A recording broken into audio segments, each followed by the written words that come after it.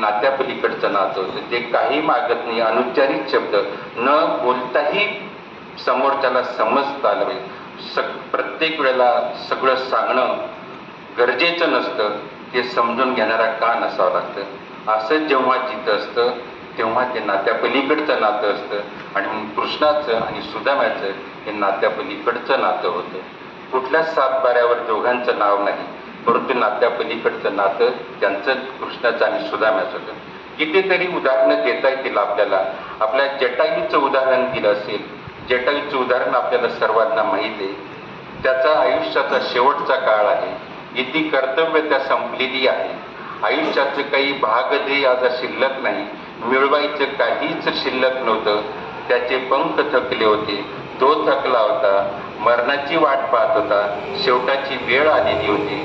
पण त्या क्षणी तो ऐकतो, आकाश मार्गाने एक राक्षस एका स्त्रीला, सुंदर स्त्रीला घेऊन जातोय. एका भद्र स्त्रीला तो घेऊन जाते आणि ती स्त्री आपली आभूषणे खाली टाकते आहे.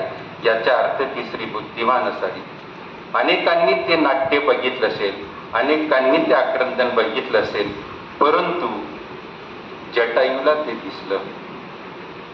शेवटची वेळ आहे, आयुष्याचा शेवटचा काळ माझा आहे, केव्हा मरण येईल माहिती नाही.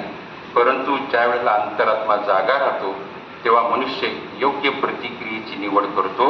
आणि जटायूचा अंतरात्मा जागा झाला, त्यांनी त्याच्यामध्ये उडी घेतली. हा मायावी राक्षस आहे, याच्यामध्ये याच्याजवळ शस्त्र आहे, हा पाषाणी, हा मायावी आहे. आणि जटायूकडे पंख आहेत, पंखामध्ये आभाळ आहे, आभाळावर पसरलेलं सत्य त्याच्याकडे, तत्व त्याच्याकडे. त्यांनी त्या गोष्टीकडे उडी घेतली, त्यांनी भरारी घेतली, त्यांनी प्रतिबंध केला, त्यांनी राक्षसाला अडवलं.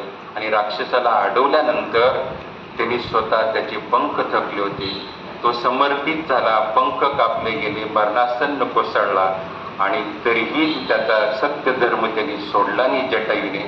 त्या जटायूचं आजही सीतेवर त्याच्या पंखांचं कर्ज आहे, त्याच्या आयुष्याचं कर्ज आहे. रामकथेवर या जटायूचं आजही कर्ज आहे.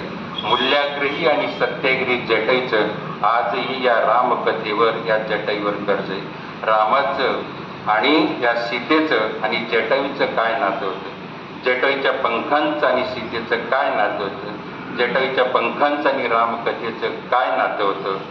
आयुष्याचा शेवटचा काळ होता, तरी पण परिणामांना काय परिणाम होतील याचा विचार न करता स्वतः समर्पित झाला, स्वतःचं मरण ओढून घेतलं, रक्तपात झाला, मरणासम कोसळला, पंख कापले गेले, पण सत्य धर्म त्यांनी सोडला नाही जटायूने.